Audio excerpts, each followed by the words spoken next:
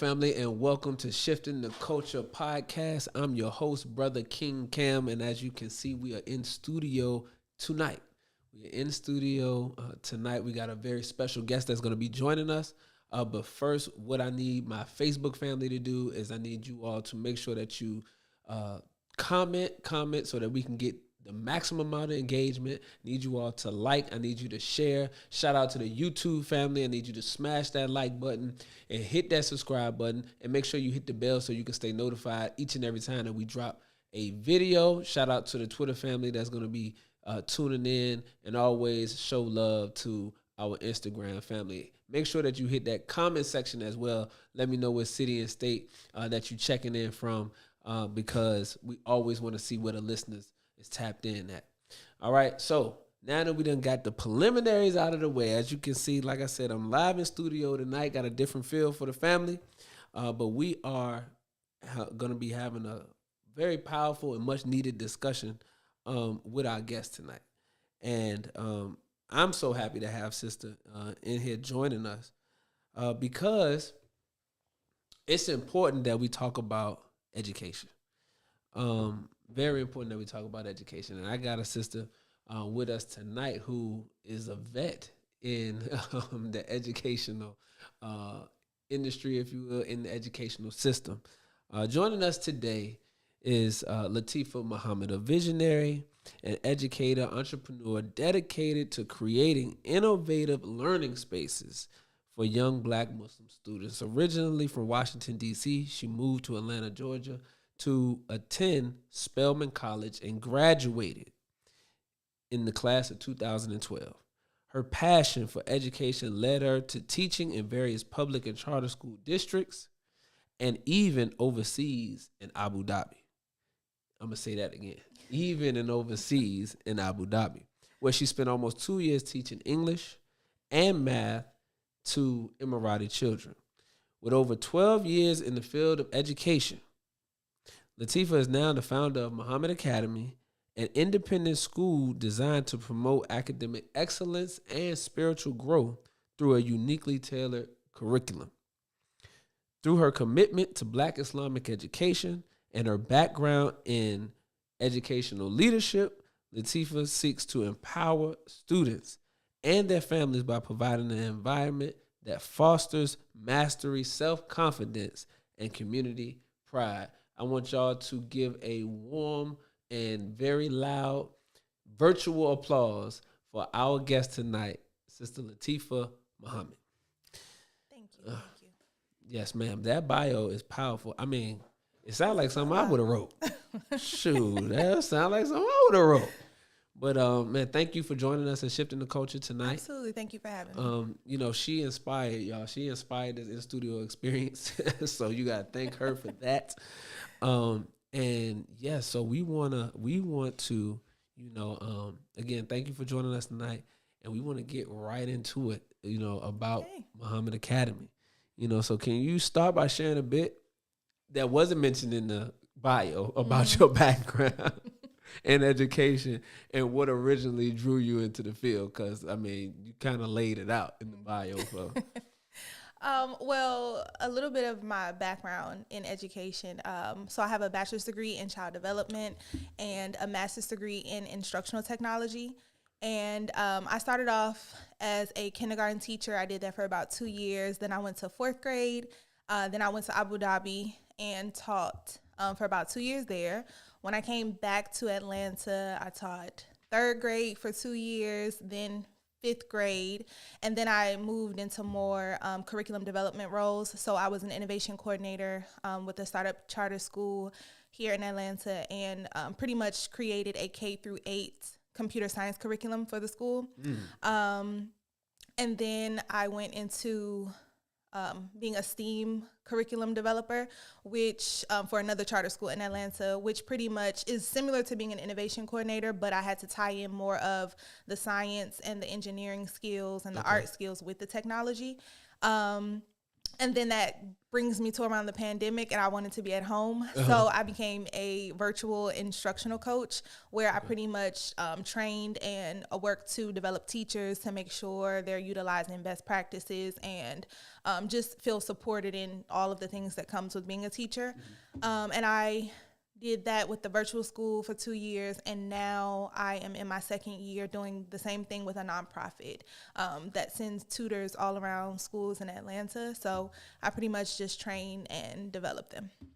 Wow. So that's my background. Yeah. I mean, you covered a lot, and in covering that, though, it kind of showed the growth and development. I mean, from the stages of being an instructor as a teacher to going into a more of a leadership role where you were obviously developing a curriculum now and innovating different things that you learn in different styles and things like that to develop a curriculum that would be most engaging for students. Then you got the international aspect, which is very cool. Definitely want you to elaborate on that. And then, how the pandemic affected you, affected everybody, things having to go virtual. So, it's a lot in that. So talk about, your work with young children, third grade, and then your transition to Abu Dhabi. Like, yeah, we want to hear about that. Well, a lot of my journey, I feel like wasn't planned out. Around my third year of teaching, I was about 24 and I just wanted to travel. So me and a friend that we worked at the same school, and she told me that, we could go get paid to be a teacher in Abu Dhabi. And I was just like, sounds good. So I applied, never really, I guess, it didn't feel real to me. You know what I mean? And it didn't feel real until I was on the plane and I looked out and I was just like, because I also spent time away from my family, living in Atlanta. They didn't come down to Atlanta until that last year, right before I left for Abu Dhabi. Okay. So I was used to not necessarily having like my immediate family around me. But yeah, on that plane, I was just like, they can't just, catch a quick flight over here. Yeah, to Abu Dhabi. Yeah. So yeah, it just happened. Just something that I thought I should take advantage of and did. But it really was eye-opening for me. It's one of the reasons that kind of inspired Muhammad Academy, just being able to see how spiritual development is can be intertwined in a student's academics, and not even, saving the real conversations or the real explicit instruction around spiritual development for adults or older children, but actually giving it to children, very young. So that's something that I definitely honed in on while I was there and was able to see firsthand. So is there a difference between the question I'm asking is a difference between instruction level, or I guess the level that the children are at in Abu Dhabi, right, as opposed to the States? Is there a stark difference? Was there like a huge contrast that you was able to see? Not necessarily, because I worked with kindergarten and first grade students. So at that level, they're still learning foundational skills anyway. Okay. Whereas like in kindergarten here, I taught letter recognition, letter sounds. The same thing is, true for those Emirati students who are learning English. So it was a similar concept into their level and what they needed to learn versus here. Now, I will say, if English is your first language, you can kind of grasp it a lot faster than, it's their second language. So they need a lot more support and repetition with it. Absolutely. So, okay, so you talked about, I heard you when you talked about the spiritual aspect, more of a holistic approach to education. How, in your experience, has that, how does that impact a child's ability to learn, and then their ability to, I guess, use that knowledge that they have if you use that holistic approach? Because the reason why I'm asking is because, as we know, in the States, they've removed spirituality or what they would deem God out of the schools, right? So separation of church and state. So with that being the case, and we know that there is, a heightened level of violence that is in school systems, the school mass shootings, all of these different things. Even now with the different curriculums that they teaching the children, what are the stark contrasts with having spirituality as a part of the holistic education, and then as we see in the States with separation between church and state? That's a good question. I think the real evidence of it may not happen, when the children are very young. I think it's more so as they matriculate through school and even, through life, how well they're able to turn to spiritual grounding in order to stay rooted in what they say they believe in when presented with obstacles, when presented with opposition and even temptation. So I think if we're speaking for like younger children, I think the spiritual development comes into play for them to just kind of have a solid foundation in what they believe in, which will come in handy when they, inevitably have to defend what they believe in. And then, of course, I think it will be very vital, that foundation that you lay while they're young, it's very vital for them to have something to ground them when they are, in Satan's world trying to figure out how to maneuver through. Okay. Well, that makes sense. So now, you was in school teaching, got the opportunity to go to Abu Dhabi and teach. You said you was there for 2 years? Almost 2 years. I left a little early. Okay, almost 2 years in Abu Dhabi. And how was that experience just, living there? How was that experience? Listen, that experience was very eye-opening for me. I really think it just changed the trajectory of my life in general. Like, I was in my mid-20s, so that was the first time I think in my adult life that I really dove into developing myself spiritually, and that was the first time I picked up like the self-improvement study guides. Wow. And I just feel like ever since then, I've just kind of hit the ground running with like, okay, I read those study guides. And so now I'm going back and I'm looking at lectures from late 80s, early 90s. And I think I just was so amazed at how the minister was talking about things like before I was even born, but like it is so relevant to my life today. Right. So I think that, and I think growing up in the Nation of Islam, like I can recite the lessons. We had to do it every day in MUI. So I wasn't unfamiliar with the teachings. I think I didn't bridge the gap to make it real or to make it evident within my life. And so now where I stand today, I'm like, I can easily pick out a lecture and be like, oh, well, in this lecture, the minister said, and this is why we should. So I think that part of my life was very vital to who I am right now, and even to, this endeavor with Muhammad Academy. And I just think overall, one of the reasons why that happened is because I was away from, everything that I knew. So it was kind of like a quieting time for me where I was able to step away from the distractions of like friends and like going out and just trying to, keep up with everything else that was happening in Atlanta. It was just a time for me to really separate from everything and everyone and then really just kind of turn to Allah.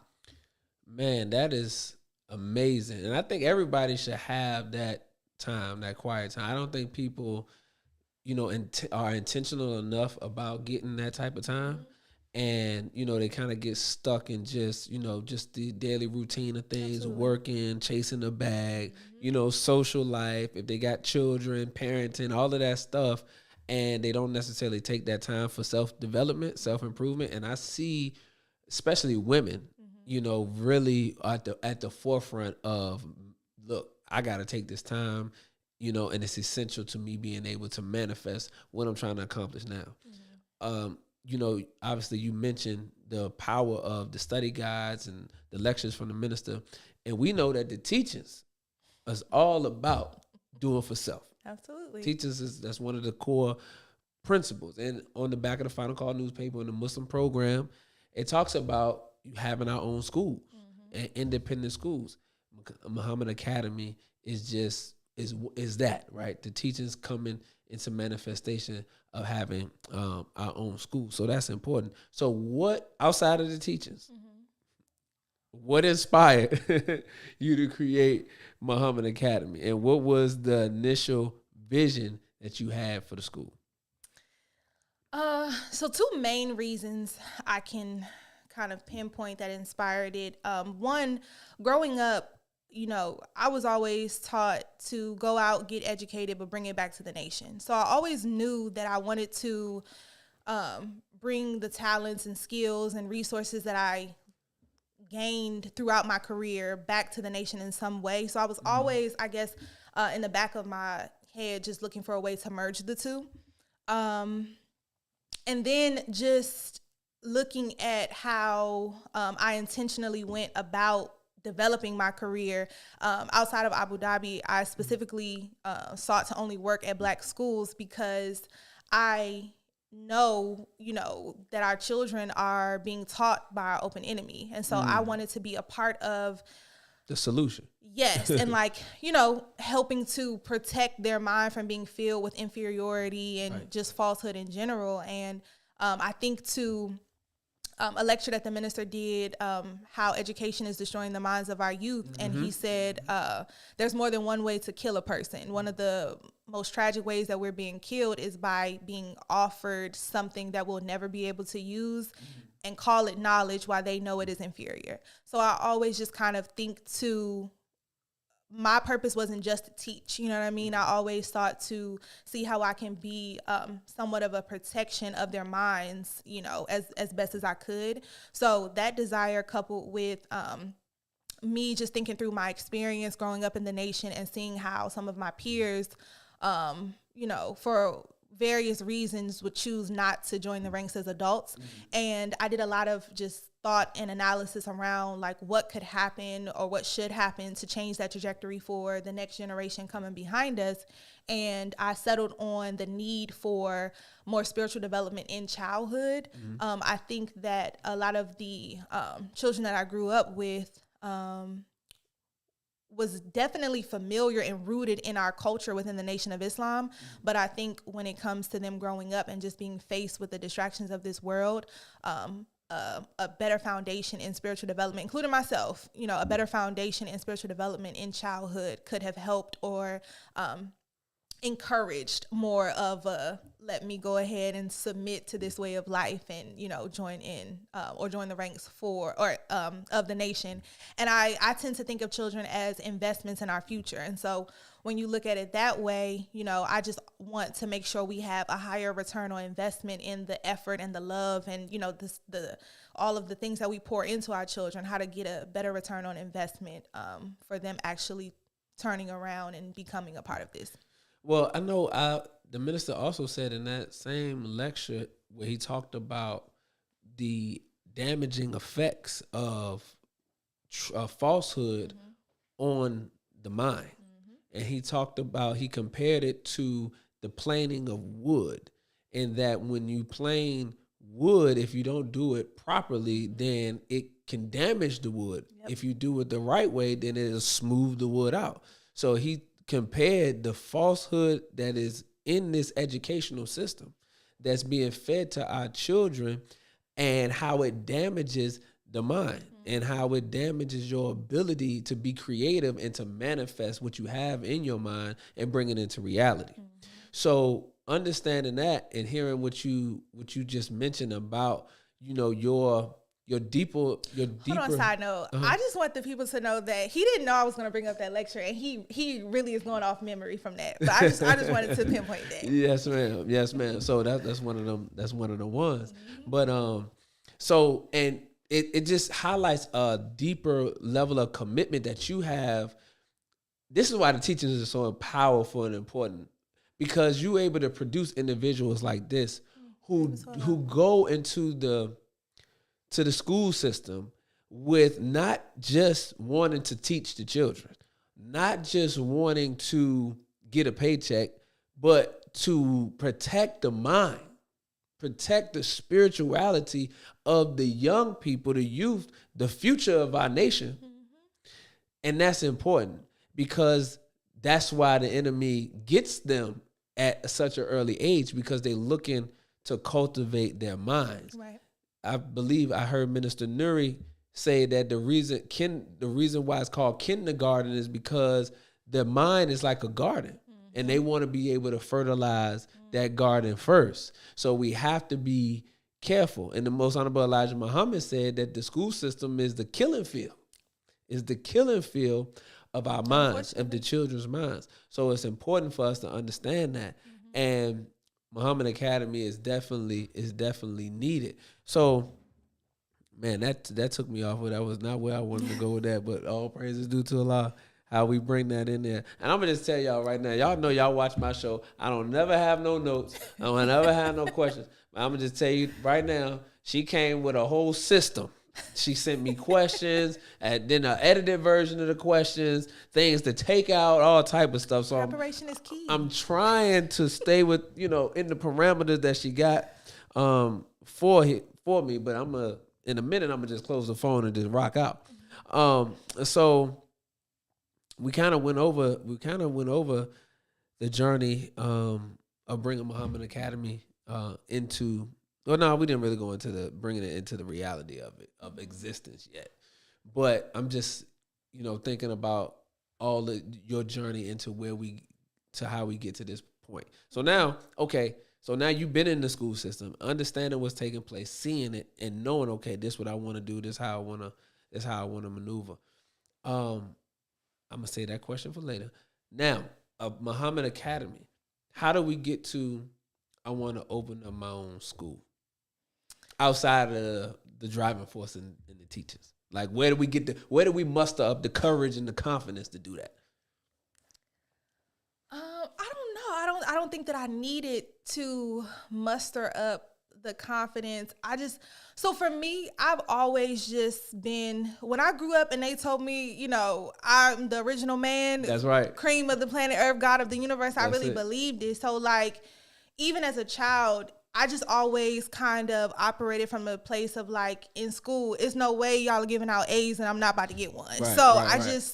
I feel like whenever I feel called to do something, I'm gonna do it. You know what I mean? And I truly believe that what's for me, I will never be able to miss it, and I'll be able to achieve it, by Allah's grace. So I'm just of the mindset of like, if it makes sense, let's do it. You know what I mean? And see what comes of it. It could flop, or it can succeed. And I just feel like this was a jump worth seeing if, we could make it happen. And so that just, now I do want to say, I started this journey not realizing how many obstacles would be in front of me. So I think the confidence, if I had, in hindsight, if I would have like said, oh, this is going to be a problem, this is going to be a problem, I may have needed to muster up confidence. Right. But I just said, let's do it. I mapped it out. For me, preparation is key. I'm going to always like have all the notes, see if the numbers match up, and then just and then just pretty much work the plan. So, the Most Honorable Elijah Muhammad said you can have a university under a tree, right? So, it's what's being taught is important. Also, in Message to the Black Man, he mentioned that knowledge of self and self-love, or the lack of self-love, is the greatest handicap to the so-called Negro in America. So how, in your experience in the schools, have you seen the lack of knowledge of self and the lack of self-love impact Black children versus Caucasian children?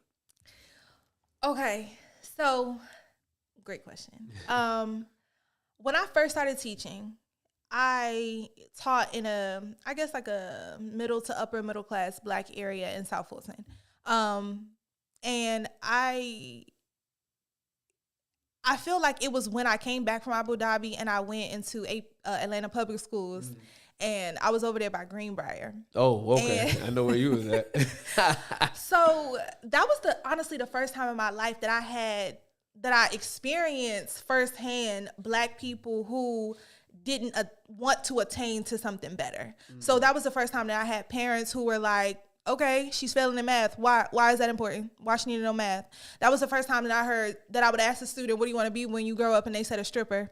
So I feel like that was definitely eye-opening for me, because I just kind of always thought that, you know, if you are down and out, or you know that there's something else to attain to, you know, you're going to work, you're going to want something better for yourself or your children. But no, that wasn't it. And so I think like that was the first time that I saw like the effects of a lack of knowledge of self, and just kind of a mindset of like, oh, well, you know, this is how I live, this is how I'm always going to live, this is how my children are going to live. And so I just think that that kind of made me think a little more about education and what we're doing here. And it also made me think a lot more about community reform, because, you know, we can teach the child all day, but they go back home to parents who may have a very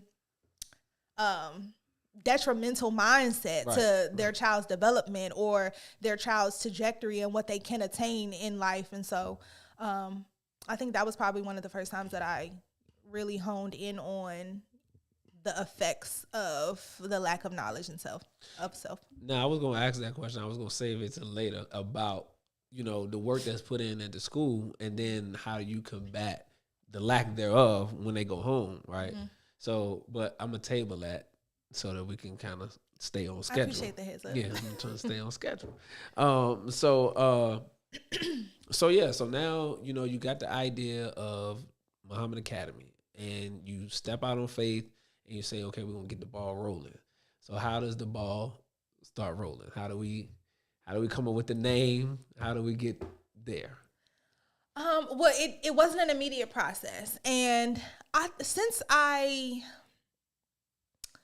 came to or transferred to Atlantis Mosque, I transferred when I graduated. So I was always like in education, or that's what they knew of me. So I always got parents who asked me, you know, for advice, or asked me if I could tutor their child, or in the later years, or more recently, I should say, a lot of parents started asking me if I was going to open a school. And so I definitely had people in my ear, you know, and so that became like the driving force. Yes, to give this some serious thought. And I definitely ran from it for a long time. My sister, you know, my close friends would tell you, because they all have children, and they would be like, you know, we need a school, we need one that's modern. We know how passionate you are. We need you to, like, you know, develop something. I used to like, my life is very comfortable, you know, and I appreciate the time I've been able to have a soft life. And so I just think I was like Jonah and just running away from it, until I finally just decided to be like, okay, no time better than the present. Jonah, an unwilling prophet.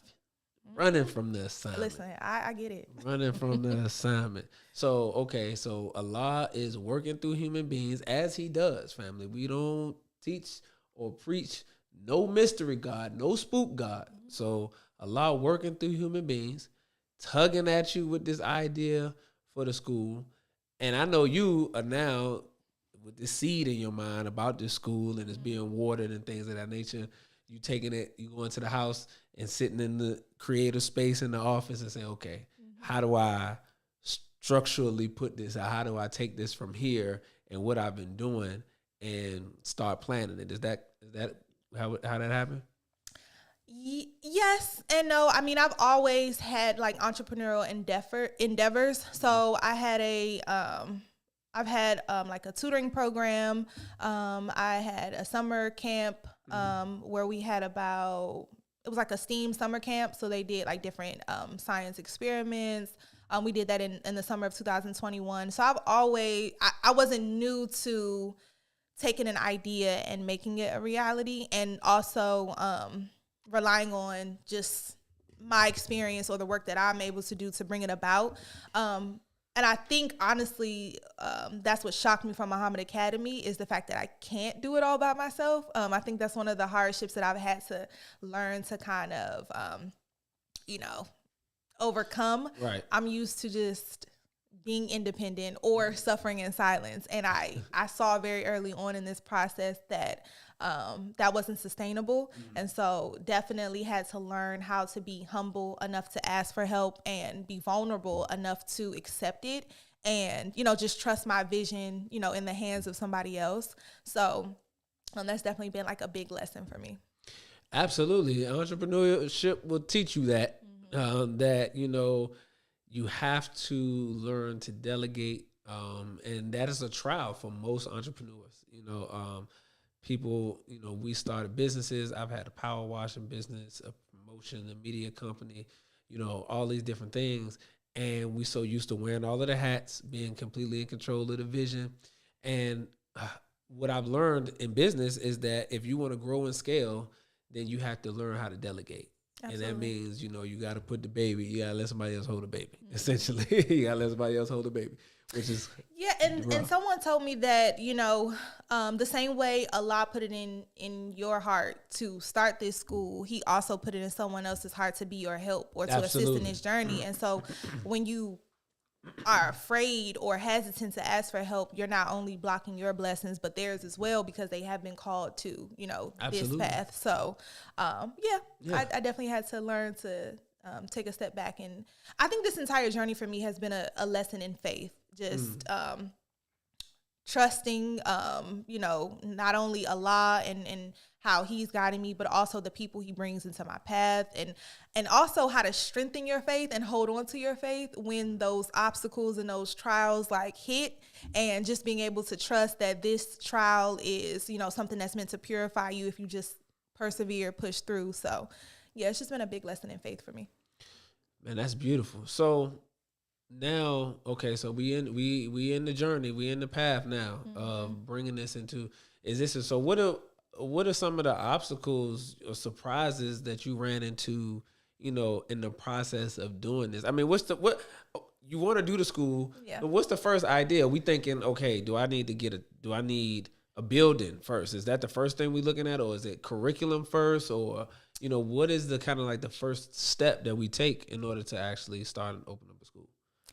I mean, my happy place is curriculum development. So in my free time, I'm putting together learning goals and looking up like China's educational standards for their third graders and comparing and contrasting with New York versus, Georgia. So curriculum part of it was done early on. And I'm just say this, Asians are ahead of the curve, Absolutely. I believe, in mathematics and technology when it comes, compared to Americans. So, that's a big thing that we gotta tackle. I know I was seeing something on social media where they talked about how, the TikTok that we have in America is completely different from the TikTok that they have over there in China.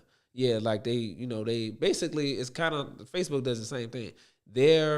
Whatever their I don't want to say interface, but whatever it is that you seeing on your Facebook page is, and what most Americans see on their Facebook page is different in other countries. You know? So it's kind of, so same thing with TikTok.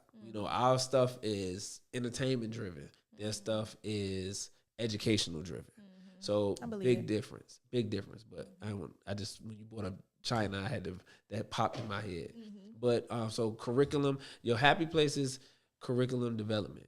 So, and then I've also, throughout my years of working for creating curriculum for different schools, I've had stuff that I know that I want to use. Like I created a curriculum on animation where students are able to tie in like science and math with the technical arts of creating animation series. So just the lesson plans, the assessments, the projects embedded in that curriculum, I just have it, on standby. So curriculum development I think that was the first thing that made me believe that it could happen, and probably motivated me to make it happen was to think that, okay, this Islamic studies curriculum that I created using Our Savior Has Arrived. Like, can I imagine a first grader being able to like sit and engage in this lesson? So, I think the curriculum development part of it was kind of like my planning of the school. Okay. Now, the step after that definitely is to make it real for me would be our building. I think you asked about like obstacles. I think that is our biggest obstacle right now. So we were looking to open this fall. And over the summer we were in communication with just different buildings that we could lease, and so we settled on a church here in Atlanta had an entire second floor that was kind of based like a school, like it had multiple classrooms, and it wasn't being used. So we were looking to lease that space and went through like their whole approval process. And when we got to the end of it, the pastor just decided that he didn't like the optics of his church being in partnership with a Muslim school, and he specifically cited just the controversy around the Nation of Islam. So that's been an obstacle for us. Definitely one that taught me a lot, in the sense of, I remember Minister Nuri, he spoke in Atlanta recently and talked about the difference between a believer and a follower, and how believers, believe in what, the person is saying, but a follower is actually one that walks in their footsteps and experiences some of the same things that they do. So I just kind of felt like, with that, I've heard stories of, Black pastors, not wanting to work with the messenger. And, even when the minister was rebuilding, how he was rejected from people wanting to, assist him in this endeavor. So I just kind of felt like, I was in good company, and it just made like the history that I grew up hearing real for me. But it also like lit a fire, because I'm like, okay, so you hating when we don't have a building and we're just starting, so you're really going to be hating when we up and running. Exactly, when you give me some time. So I think it just kind of lit a fire for me to like go even harder after making this a reality. So because I'm pretty sure they're going to ask this, was virtual ever an option? Like starting virtual? So many people ask me that. Starting, keyword starting, not staying. I get it. And the people who've asked me will absolutely see this and be yelling at the screen. I am a tunnel visioner. I am a person that sets a goal and stays focused on that goal. And I put all energy and effort in towards the goal. And so when it comes to making concessions about the goal, it just feels very like distracting, or like it's not what I had in my mind. Why are you bringing that's it not to the vision. Right. Why are you bringing it? And then I also just feel like there are a lot of options for virtual Muslim schools out there now that a lot of, the children in Atlanta take advantage of, or the families in Atlanta take advantage of. So I just kind of want to put all of the effort and energy into the real thing. Understood. It's not a Muhammad Academy, though. I just want to throw that out there. All the other schools, they're not Muhammad Academy. Though. You know what I'm saying? Like, they don't have the Abu Dhabi resume. You know what I'm saying? Like, everybody can talk what they talk, but they can't say. No, keep me humble. They can't say that. You can stay humble. You ain't saying this. Look, Latifah is being humble, y'all. I'm gassing right now. Listen. I'm the one putting the battery in her back. I don't care what y'all talking about. Unless you can show it on the paper, you ain't taught in Abu Dhabi for almost 2 years. So that's difference, okay? On period. So look, and I guess this ties into the question, because it's like, okay, what makes Muhammad Academy unique in its approach to education? And how does it stand apart from other schools? I think what the biggest thing that sets it apart or makes it unique is the fact that the goal is not to just educate students. The goal is to give them a leg up, is to give them a head start in comparison to their peers at other schools. So part of when I envisioned Muhammad Academy, I go back to, in Abu Dhabi, they have like different schools. So you have like your primary school, or they call it the KG school, and then you have like your elementary, you have middle and high school. So I kind of dreamed of the same thing, like each school, like there would be a Muhammad Primary Academy, a Muhammad Elementary Academy, a Muhammad Middle Academy, a Muhammad High School Academy, or Collegiate Academy. And specifically for like the end goal, the Collegiate Academy was it's centered around dual degree programs in high school. So the goal is to have each student graduate with not only their high school diploma, but an associate degree of their choice or a vocational certification in a field of their choice. So one, I just really believe in bringing back vocational education into schools. For me, when I entered Spelman and chose the educational studies program, I really appreciated the fact that we would learn a skill or learn a strategy, and we went right to field experience to see it in real time or to practice it with children. And so I really appreciated that in comparison to my peers who were like English majors or economic majors. Like their study was heavy in the theory, and I really appreciated the opportunity to practice and apply what we learned. And so I really feel like there's a value in that to bring back into education. And I just believe that will give students a head start, giving them, something they can put on their resume, or even giving them the experience to decide if this is where I want to go. You know what I mean? I think a lot of children have to go from books to deciding what they want to do with the rest of their life when they, graduate, and there's no in between of, well, let me shadow a doctor. You know what I mean? Let me shadow a paralegal or an attorney and see if this is something that I, see myself doing. So I think the biggest thing is that the goal is to give them a head start for when they graduate from our high school. Another thing that I think sets it apart or makes it unique is the spiritual development that is seamlessly intertwined in our curriculum. It's from the way we speak or encourage students, like speaking to the God in them is what I envision, and motivating them in a way where it's like, yeah, that math problem is hard, but you come from people who originated math, so you could do that and more.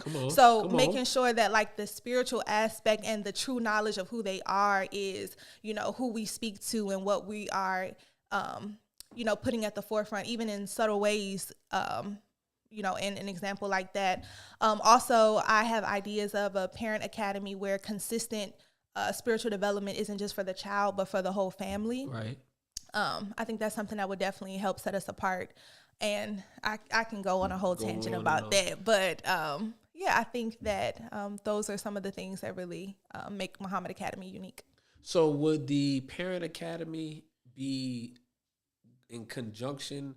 And when I say in conjunction, I mean it. Would this happen at the same time as school hours? Would this kind of be something like on the weekend type of thing? Would it be like some of it's virtual, like you got a curriculum for that, and then they can parents kind of do that, and then you kind of follow up? Like how do you envision the rollout for the Parent Academy?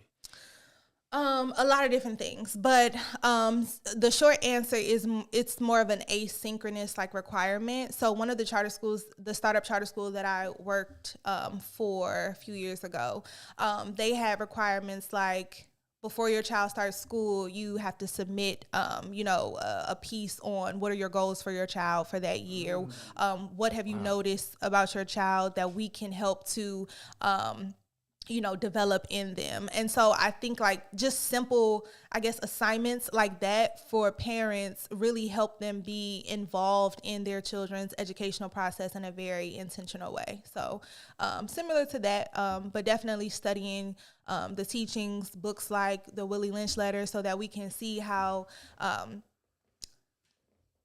things like that have happened to our people can show up not only in how we interact with our children, but how we even view ourselves, because all of that as adults, that matters, and it trickles down into your children. So it's important for us to dive into it, to study it, to be aware of it in order to fix it. I think that's so key and so relevant, because it goes back to what we mentioned before about confidence and the confidence that Caucasian children get when they go to school, starting in elementary school. They learn about, Abraham Lincoln and Lion George Washington, and, they learn about all the white heroes, the great white hopes and everything. So as they matriculate through school, they get more and more confident, because they say, hey, Henry Ford did this and John F. Kennedy did this. And, so they become more confident. So by the time they graduate high school, they got an idea of what they're going to do in college. they've built up so much confidence that they feel like they can go out and conquer the world. Right. I feel like it's just the opposite It is. when it comes to our children, because we get a couple of days out the month in Black History on February for Black History Month, where they bring up the same 6 people, you know, and you hear about how, and this is not to take away from what our pioneers did in the civil rights movement, right? So we're not talking down on them. But again, we hear the same stories about Rosa Parks and Martin Luther King and stuff like that. But our history is so extensive. You don't get into, you know, a Medgar Evers. You don't get into a Henrietta Lacks. You don't get into, you know, so many of our heroes that go unnamed. Right. You know, so many. And so many of the movements that fought back against our oppression. It's why Absolutely. you can have Kanye, who says, like, you know, all of those years of slavery was a choice, because he is ignorant to the true history of how many rebellions there were, how many Black communities, you know, came up from even integration, but was strategically, you know, set ablaze or destroyed. Right. So I think it's absolutely to your point, like, our children are not being taught truth. They're not being taught like their history in a way that it will, you know, motivate something within them. Right. Now, let me say this. Not too much on Ye, okay? Because what my brother was saying, what Ye was saying about slavery being a choice, and I agree with what you saying, right? You gotta catch up, brother. Okay. You know, you gotta catch up. But I'm gonna help you. It's not his fault. It's the school system.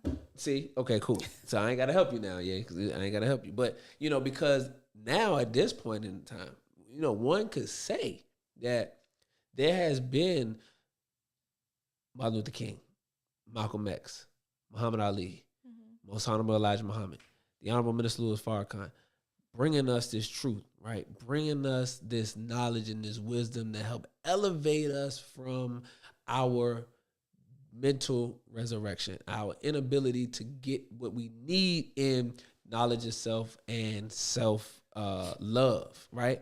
Now that's been given to us. So, you know, one can say, well, I mean, at this point, you are choosing to now be ignorant to the fact. But you're not. You're choosing to because very rarely are children who grow up to be these adults are taught the true history behind it. If I think the way, and then also, like, let's be clear about how the South has changed how they want to approach, you know, teaching Black history.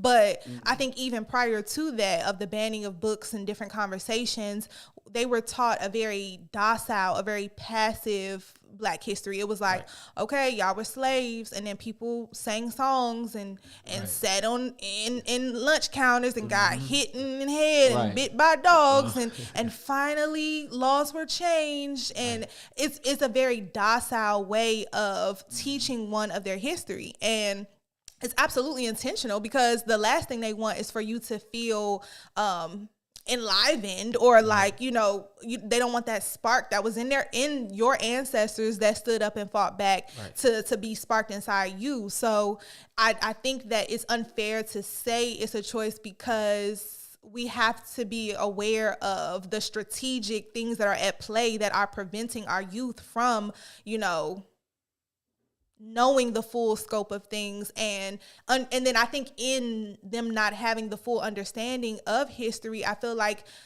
they don't have the understanding of their full choices. You know what I mean? Like, it's easy to say, okay, let's fight back, but we got to do it in a strategic way. We have to do it in a way where you aren't just going out there and dying in the street. You know what I mean? So exactly. So I think that it's not fair to say, because it's not all encompassing of the real obstacles that are at play here, and how they're keeping Black children in this docile and passive experience. Okay, so you were ready for that. Okay, you was ready. You was ready for that pushback. Not about to talk about my little black baby. Okay, I feel that because, and I agree with you 100% on that, because what we as Black people have to understand, family, is that we have to be as intentional about corrective action and solutions just as much as the enemy is Absolutely. intentional and leading us astray. Absolutely. Because I remember Minister Sharif talked about this when he was he said in DC he had took the brothers out and he took them to a spot where they could like overlook the city. And he showed them, he said, you know, brothers, white supremacy is working 24/7. They don't sleep. You know, we take breaks. We take breaks in the mission. We're going to take a vacation and, you know what I'm saying, we're going to do all that. White supremacy is working day and night to subjugate and oppress our people and keep us going down the wrong path and doing everything that they can to keep us away from the truth that will free us, liberate us, and justify our existence. So, you know, we have to be intentional when it comes to the solutions and staying in the fight. I think sometimes as a people, we get wore out, right? And people be part of something and then they kind of like, I've been doing this. I ain't getting paid. I'm not able to, and we just don't stay in it long enough for the results. But I think, you know, the results are there if we know what we're looking for. Sometimes we're looking for things outside of the transformation in human life. And the minister talked about the power of the teachings and how it transforms human life. So, go ahead. Okay, yes, we can. Yeah, we can go ahead. So we're going to go ahead and take a break, family. And just after a short word, after our new sponsors we have, we'll be back to continue this conversation on shifting the culture.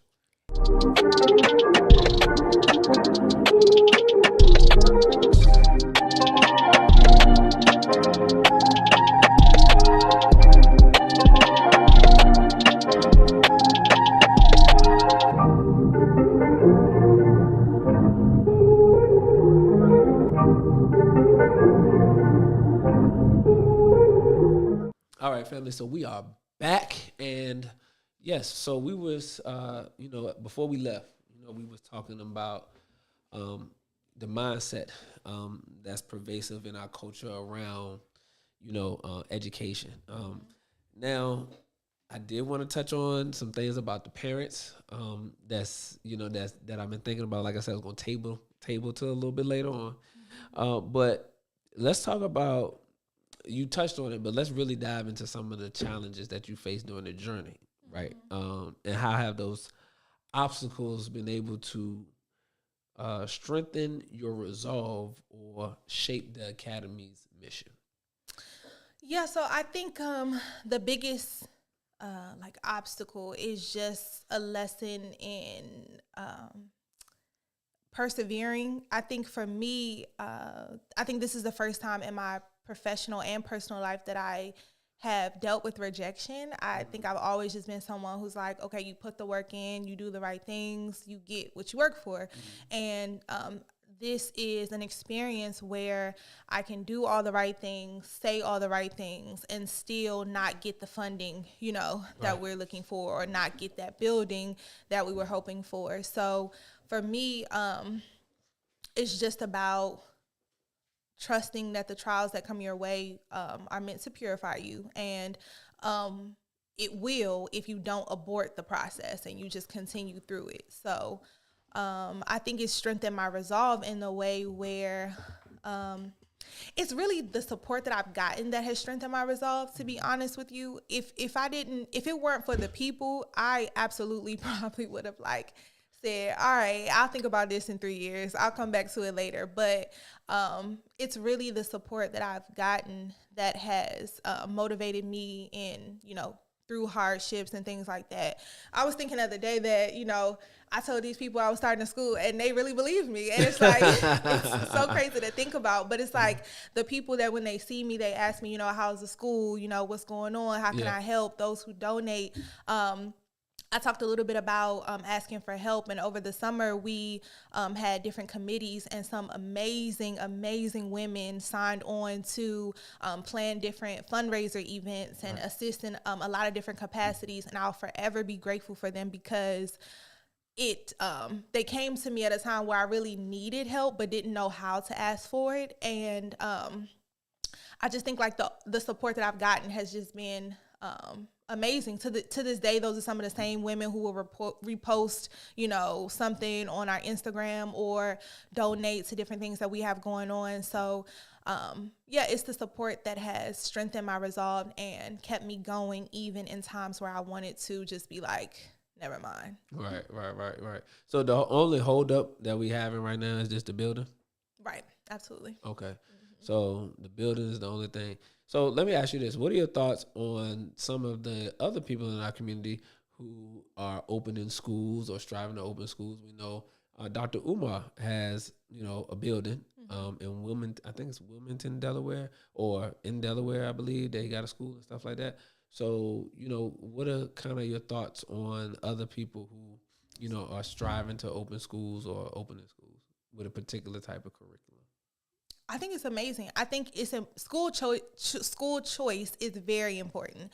So I was speaking to a podcast that was for mothers yesterday, and one of the participants was speaking about how she was trying to choose whether she wanted to keep her son in a public school or if she wanted to send him back to a Christian school that they went to. And I'm just like, it's beautiful that you have that choice. You know what I mean? Where you have a school or even schools that you can choose from that align with your spirituality, with your values, with your morals. And I just really want the same for Muslims, specifically Muslims in the Nation of Islam, because we have a very unique grasp and understanding of things and a very unique culture that I love and I think is worth teaching and making sure that our children have. So I think anybody that is willing to develop some type of educational system, process, whatever, outside of what our open enemy is giving us is great. Absolutely. That's dope. Listen, family, I am your host, Brother King Cam. This is Shifting the Culture podcast. We are live in studio with my special guest, Sister Latifah Muhammad, founder, visionary of Muhammad Academy, right? So social media family, Facebook, Instagram, Twitter, YouTube, make sure that you're doing what you're supposed to do so that you can stay connected with us, smashing that like button, hitting that subscribe button, hitting that bell so you can stay notified each and every time that we drop a video, as well as sharing, liking in the comment section as well, and let us know what city and state that you tuned in from. And as always, you can subscribe to our community by texting STC Podcast to 888-294-2793. You'll see that scrolling at the bottom of the screen. Okay, so now let's pivot or segue into the parents, because it's one thing for you to have the inspiration, the motivation, the love to bring this type of education to the children. How important is it for the parents to be bought in? Because you mentioned earlier about children and what happens in school and then what happens at home. So, and because, there could be a, dichotomy that exists of who has the most influence, the school or the household, right? Right now, we would say depending on the parents, really, they kind of dictate that, Right. So what are your thoughts as far as the parents and how bought in they have to be for this to be successful? I mean, they have to be bought in 110%, and not even in a way that they have to be brought into what the school is doing, but I feel like, and vice versa, the school should be bought into, what's happening at home. I think one of the reasons why I wanted to shift to a Muslim school instead of, I had a lot of, colleagues who told me, just open up a charter school. You know what I mean? Like, it doesn't have to be a religious school because the funding is better. But one of the reasons why I am set on a Muslim school is because I think that there has to be alignment with your core belief system. Right. And so if we can't agree on what we believe in, we can't agree on morals and values. So then how can we agree on what we're putting in your child's head? So I think it's very important that the school that you trust your children to be at, the majority of their day, that it is in alignment with what you believe in and the type of person that you want your child to grow into. So have you had any pushback from any parents that have, seen your podcast, seen your content, and have a different idea of, what education should be or what education should look like? Not really, but I think it's also because I'm very clear on who I'm creating this for. I'm creating this for, you know, the child who is growing up in this nation and will have to inevitably figure out how to navigate both worlds. I'm creating this school for the children who love their nation but also love their Black culture. You know what I mean? And are trying to figure out how the two blend. I'm creating this school for you know, the young Muslim who is now trying to is working in this world and being offered, you know, things that they know that they shouldn't be involved in, but there's peer pressure, there's curiosity, there's distractions. I'm making this school for them to have something that was made for them by them and gives them a place in this world that isn't bending to Satan or isn't kind of allowing, you know, wiggle room for maybe I should, maybe I shouldn't. So I think I'm just very clear on what and who I'm doing this for. So anybody who doesn't agree respectfully can just keep it moving. Right. So okay. So let me ask you this. You mentioned it earlier. I want to bring it back around. You highlighted some different things that have taken place in the South, in particular, when it comes to the altering of the curriculum. You know, how do you think that plays a role in the proper education? I think there won't be any proper education if you're omitting things that are facts and that actually happened. I think that it'll do a disservice to not only Black children but white children as well. I feel like you're creating a false reality for them. And similar to what the minister talked about and how in that lecture we cited how education is destroying the minds of our youth. The more you fill someone's head with falsehood, the more damage it does over time. And I think that I think it's the doing away of proper education, which is meant to give you the tools to properly navigate your future. And to build. Let's be clear. The knowledge and the information that you get in school supposed to set you up to go out and build and to bring into existence what you have in your mind. We know and what Allah put in you. Exactly. And we know based on the facts, what we know based on our condition and what our community has done. We have all the bachelor's degrees, all the master's degrees, all the doctorate degrees or doctoral degrees, but we don't have a Black hospital.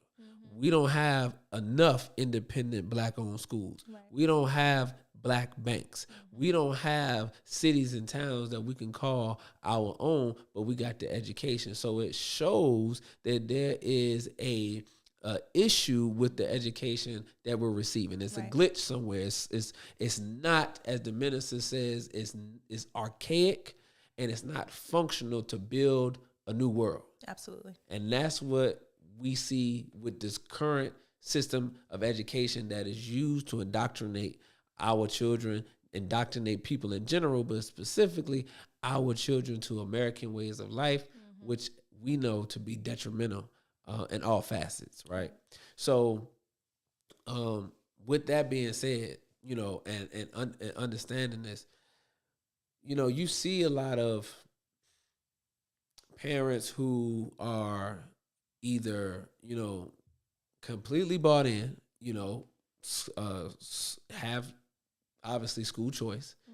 And then you have parents who are like, I don't even understand why all of this is important. You know, we have parents who are not as bought in as they should be. We have the government who is working to rearrange and change the curriculum. You know, if you haven't been living under a rock, you know, people who are more progressive or what they call liberal, democratic, whatever the case may be, they have some interesting views on children and what should be taught in schools and things of that nature. You have this transgender movement that's taking place. You have the LGBTQ, movement that is all tied into that as well. You know, it's a lot of sexual inferences and references that they are trying to implement into school. What are your thoughts on that?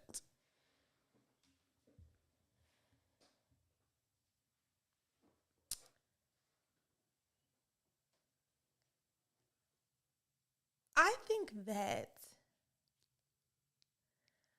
this is one of the reasons why schools and families have to be aligned in what they agree to teach children. I feel two ways. So I have had children who come to my classroom and said that they want to identify as something different, right? And gave me a different name to call them. I'm going to call them by that name. You know what I mean? My job is to, I want them to feel comfortable. I want them to feel safe enough to learn. Right. And it's a process. And so I don't think that it is my place as an educator to, no, you're this way. You know what I mean? Right. What you say your name is the name I'm gonna call you. You right. know what I mean? And if that and I've had situations where parents are coming up to the school saying, no, don't call them that, call them this. I'm not going to do that. I'm going to make your child feel safe and feel loved, you know, in that moment. I think that it is important for home training to be something that is very intentional again in Black households. I think that it's a very layered answer, but I think like the short way of it is pour into your children truth, pour into your children great examples, pour into your children the answers or the reasons why, and ultimately pour into your children spirituality so that they're not just doing something because their parents told them to, right? They believe in a higher power. They submit to a higher power. They understand the importance of behaving a certain way so that it is reflective when they go into different environments. Because, and I not even just with like sexuality, I think it's also just about behavior. You know what I mean? I think that when you think of the two words home and training, I think that as Black people, we've gotten away from what that truly is. And it's talking to your children and training them in a way, and training requires a lot of repetition. So just telling your children that you want them to behave or you want them to be respectful isn't enough. It's important to read books about that. You know what I mean? Like when you see that in a show, pinpoint it. You know what I mean? That child was being very honest, even through, you know, opposition. That's what I want you to do. That's what home training is. And I think that we've gotten away from it, and we filled our children with a lot of outside examples in music, in shows that are really, in my opinion, inappropriate, and that give them or make them open to a lot of different ways of thought and behaving. And then parents are surprised when it doesn't necessarily align with what they wanted for their child. And so I just think we have to take back our power in molding our children into who we want them to be. Man, 3 questions just popped up in my head as I listened to you talk about that. So I'm going to try to separate them. Okay, so the first question was about pop culture and music and the influence that it has on the minds of our children. What are your thoughts on that? Because you got parents out here that watch, you know, Love and Hip Hop with their children. You got parents out here that watch BMF with their children. You know, so you know, what are your thoughts on what pop culture or in hip hop, you know, how does it influence? I mean, they listen to drill music, King Von and Dirk, and you know, just artists, you know, that's talking about murder. You know, if we being just honest, so you know, talking about different things. I know. Look, I know Dirk in the spot right now, so this ain't no way to try to put Dirk in no bad position. You know what I'm saying? Not just him, but I'm just saying, you know, hip hop in general, you know what I mean, is, you know, is overly violent, right? So when we talk about that, how is that in your mind when you see that from an educational standpoint? How does that affect the children? I mean, I just think like make it a balance. You know what I mean? So if you are, I'm not here to say what a parent should do or what they shouldn't do. You know what I mean? Especially for mothers, like you met death's door to bring that child into life. Allah trusted you with that responsibility. So I mean, I'm of the mindset of like, whoever this child is meant to become, it is due to who you are and what Allah put inside you as their parent. So I'm not here to say like what they should do, what they shouldn't do. I don't have children at the moment. I am a certified auntie. Okay, so I just think like make it a balance though. What I find where the issue comes in is like, so yeah, they can recite these lyrics, but they can't tell you why they believe that God came in the person of Master Muhammad, or that, or why there is even a God, you know what I mean? Or how they know that God is real. It's like that there isn't enough conversation on the other side of the aisle around, you know, the morals and values, around, you know, your spiritual grounding. So I don't think the issue is that they listen to these songs. Now, when we talk about some of these shows, like it is absolutely too explicit for certain children of age groups, but I think that the focus should be putting in just as much work. You sit there every week, you know what I mean, and watch this show for an hour at a time. Are you also taking another day of the week to spend an hour at a time to, you know, teach them something that will benefit them or is more in alignment with what you see for their future? So that's more so what I think, or where the area of improvement is just making sure there is enough And honestly, I think one of the reasons why it doesn't happen is because we have a lot of adults who are parents who aren't spiritually developed themselves. And so I think that they, you know, some of those answers they don't know, some of those questions they don't know how to answer. So I think that a lot of it starts with the adult and, you know, just grounding themselves and or developing what they believe in order to teach it to their child. Absolutely. And I am of the mindset that this dispensation of parents, this generation of parents that have left the church, that have left houses of worship for spirituality and becoming more free and independent in their thinking, have now have passed that down to the children. So you don't have that same foundation that we had growing up. I know growing up, for you being in the Nation of Islam, the mosque was an integral part of your childhood. You know, that was just a part of going to school, being active in the mosque as a child.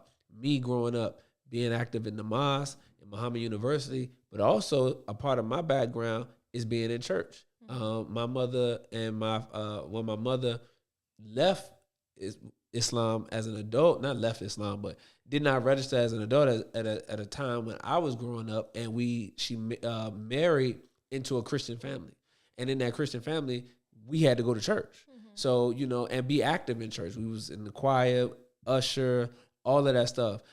Vacation Bible school, right? All of these different things as, you know, middle school and things like that. So it was a part of our growing up. So even when we got into high school and, you know, after that and was in the streets doing whatever, we had a moral compass that said, okay, we can only go but so far, you know, because we had those people that we had community ties to, and, you know, the pastor would talk to you and all of that kind of stuff. So it was just so far that we would go.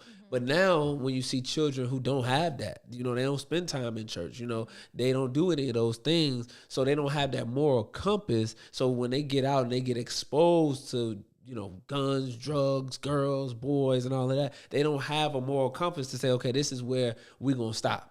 You know, we'll take it to the max. We're going to YOLO, you know, and it's just out of control. So I just think, because of the point you talked about, the parents not having the spiritual foundation, since they don't have the answers, then they don't give the answers. They're not able to provide them for their children, so they don't even broach the subject. Yeah, but let's be clear. Religion, in the way that it's practiced, sometimes can be traumatic, and so I don't want to say that like those people who have left the church or, you know, don't want to be a part of like a religious body. I think that first, the importance is to dive into how they were treated while about while being a part of that, or what they saw when they were children. I think it's a conversation around mental health and just kind of like releasing trauma and addressing trauma and being able to move past it. And I also don't think that, like, I agree that I think the benefit of it is not necessarily a religious compass, but outside influence. So in the same way that I may have, when I was in college, I may have had someone saying, oh yeah, let's do this. When over the summers and I went back home and I went to the mosque, I also have, aunties and uncles who are like, yeah, so you going to the mosque out there? It's about having that balance just in general on, to make sure you're not completely going in one direction. I agree. And I'm all about, I'm all about turn it up. You know what I'm saying? Like, we can listen to Take It to the O. We can listen to Yeah Glow. But you got to know you got to be reading on a proficient level. Like, we got to, know about all of the continents that exist on the planet Earth. Like, we have to be balanced in all these different things. Like, we can be ratchet at times, but there's nothing wrong with education. There's absolutely nothing wrong with being intelligent and smart. So I definitely agree with the balance. So listen, family, we are winding down here with Sister Latifah. So make sure that y'all, are showing her love in the comment section. So looking to the future, what are some exciting things coming up for Muhammad Academy that you like listeners to know about? Yes, so we've launched our Giving Tuesday campaign called $1, One Future. It's a $1 campaign where we ask all of our supporters to donate at least $1 before the actual day of Giving Tuesday, which is December 3rd. I settled on a $1 donation or this campaign because I wanted to highlight and really lean into our collective power as a community. So it's more so about what we can accomplish when we contribute even in small ways. So it's just about like that community unity. So for anyone who heard anything they liked or, is interested in helping to establish and making this school a reality, please go to muhammadacademy.org/Giving Tuesday to donate $1, or you can follow us on Instagram at Muhammad Academy ATL to click the link in our bio and donate that way. We also have an online store where we have different merch. I have some of y'all see the merch. Y'all see the merch right there. Got the merch. You see the hat, the cup. We can't forget the cup right there. Can't forget about the cup. We have a lot of different options. Our motto is Master Everything. Should have gotten to that. Yeah, okay. That's a whole story. Part two. Our motto is Master Everything, and a lot of our merch kind of plays on that. So if you are interested in supporting one of those ways, would definitely be great. Right now, we are the Giving Tuesday campaign. We're looking to raise at least $1,000 to go toward part of our building deposit. What's the building deposit? The building deposit is... It's around $10,000. Okay. So we're starting small, and then we also have other things that we are working on to get the full amount. But we have a few buildings that we're looking at. Also follow us on Instagram because we'll be doing some behind the scene tours of some of those venues to just kind of get our community involved, to give their opinion on the one that we make our final choice. But yeah, we are looking to solidify that building very soon, very early into next year, inshallah, 2025, and to prepare us to open our doors for the fall of 2025. So would you say the goal is $10,000 to secure the building? Yes, the goal is $10,000. Okay, our building. The goal is $10,000. So that's what we want to go after. Then we want to master everything. Absolutely, and if we're gonna master everything, then we just gonna have to take the bull by the horns, and we just gonna have to body it. So if it's 10 bands we need, then 10 bands it is. So we got to put that out there. So the family, the Shift in the Culture family, when they see that and hear that, then you don't know who's listening, right. Because this is an international platform. So we might have some people that got a couple dollars and might just want to take care of the 10,000 for right. you know. So we don't want to think small. We got to have just the faith of a mustard seed, and then we can tell the tree or the mountain to be ye removed, and it'll be removed. So we want to be ye removed at 10,000 so that we can secure this building, because we don't have time to play with the future or the interests of our young people. We time out for that. I mean, time out for that. So, is there anything else that you would like to share before we go ahead and close out?